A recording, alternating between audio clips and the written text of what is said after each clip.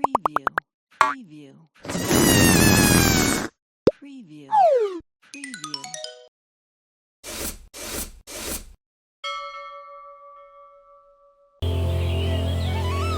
बहुत समय पहले की बात है। धर्मपुर में विद्याधर नाम का एक व्यक्ति रहता था। वो उसी कस्बे में रहकर ही छोटा मोटा काम करके अपना जीवन यापन करता। विद्याधर भगवान पर बहुत भरोसा रखता था। हे ईश्वर, आपका बहुत बहुत धन्यवाद। आपने हरिभाई की मदद की। कम से कम उनके घर चूल्हा तो जलेगा। लेकिन कस्बे में जब भी किसी के साथ कुछ बुरा होता तो वो भगवान के सामने जाकर उनसे सवाल करने लगता। क्या भगवान, आज आपने मालती ताई के साथ ठीक नहीं किया। अगर आपकी जगह मैं होता तो सब कुछ ठीक कर देता। विद्याधर के हमेशा ऐसे सवाल करने की आदत से तंग आकर एक दिन भगवान उसके सामने प्रकट हो गए।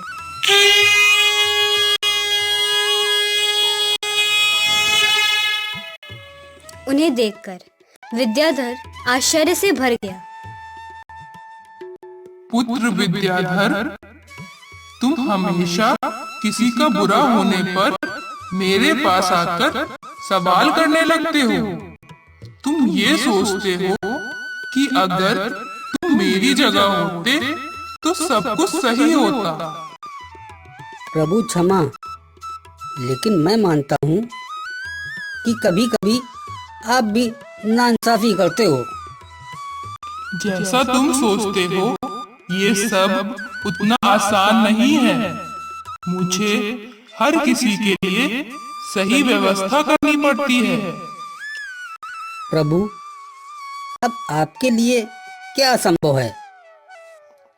मुझे एक जगह धैर्य से खड़े रहकर सभी की प्रार्थनाएं, सुख दुख गुस्सा ये सब सुनना पड़ता है। प्रभु, आप तो सबकी इच्छाएं, दुख दर्द पूरा कर सकते हो। किसे क्या देना है या किसी से क्या लेना है, ये सब तय करना आसान नहीं होता। प्रभु, वैसे आपका काम तो आसान ही है। आपकी तरह मैं भी दिन भर धैर्य के साथ एक जगह खड़े रहकर ये सब कर सकता हूँ। ठीक है, अगर तुम्हें लगता है कि तुम ये सब कर सकते हो तो आज पूरे दिन मेरी जगह खड़े रहकर तुम मेरी जिंदगी जियो। लेकिन प्रभु, अब लेकिन क्या। यही कि हर कोई अपनी इच्छा के अनुसार कुछ न कुछ मांगेगा। कुछ अच्छा बोलेंगे तो कुछ बुरा बोलेंगे। तुम्हें बस उनकी बातें धैर्य से सुनकर अपनी जगह पर चुपचाप खड़े रहना है।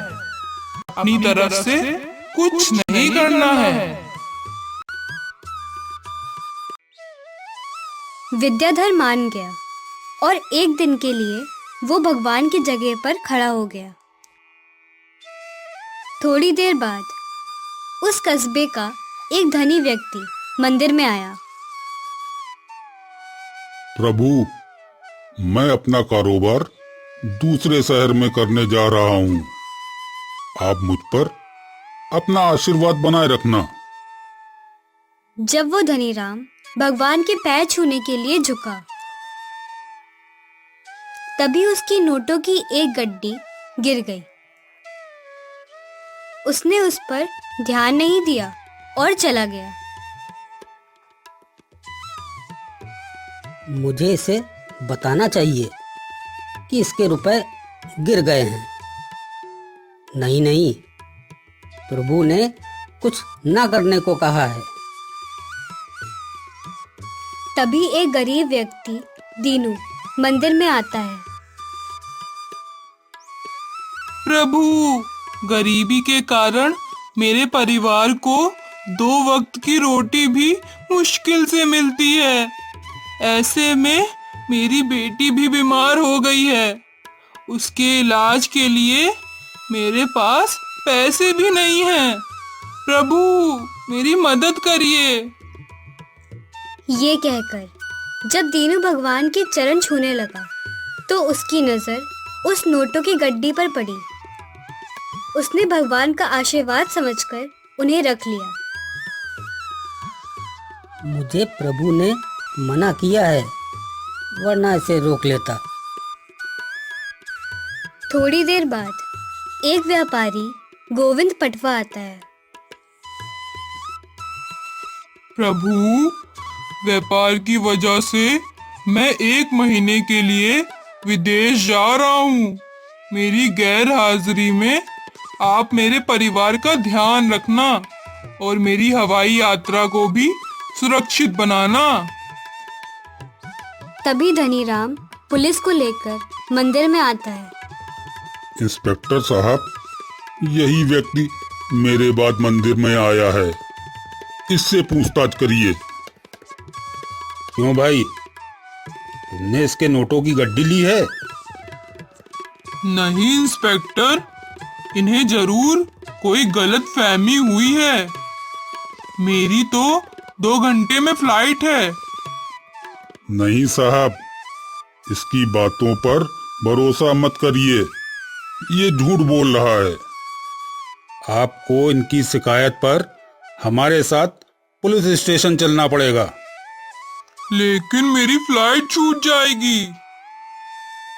लेकिन पुलिस ने गोविंद की एक ना सुनी, उसे पकड़कर ले जाने लगे। भगवान बने विद्याधर से ये सब देखा नहीं गया। अगर मैं अब भी कुछ नहीं बोला तो एक बेकसूर को सजा मिलेगी। तभी विद्याधर बोल पड़ा। ठहरिए इंस्पेक्टर साहब, ये व्यक्ति बेकसूर है। मेरे सामने ही सारी घटना घटी थी। क्या आप सच कह रहे हैं? अगर ऐसा कुछ नहीं हुआ तो तुम भी सजा के भोगी होगे। फिर विद्याधर के सारी बात बताने पर दीनू को गिरफ्तार कर लिया गया। गोविंद को छोड़ दिया गया। वो अपनी फ्लाइट पकड़ने के लिए निकल गया। कुछ भी हो, आज मैंने एक बेकसूर को बचाया। जो गुनाहगार था उसे ही सजा मिली। लेकिन इस सब में उसने अपनी शर्त तोड़ दी और भगवान फिर से वहां आ गए। आज तुमने अपनी चुप्पी तोड़कर मेरी सारी योजना को बर्बाद कर दिया। लेकिन प्रभु, मैंने तो आज एक अच्छा काम किया है। एक बेकसूर को सजा से बचाया है।